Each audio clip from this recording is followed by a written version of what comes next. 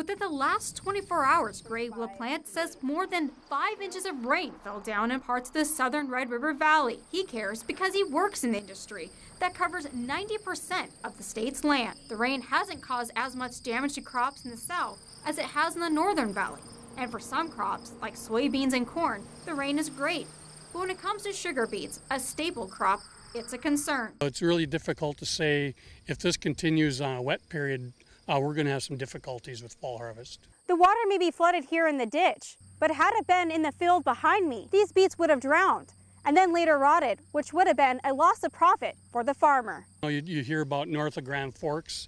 They suffered, American Crystal was talking 10,000 acres, lost acres, but there's probably another 10 or 15,000 acres that has damage. LaPlante says forecasters predicted a drought around July and August, but so far that seems to be opposite of what's happening.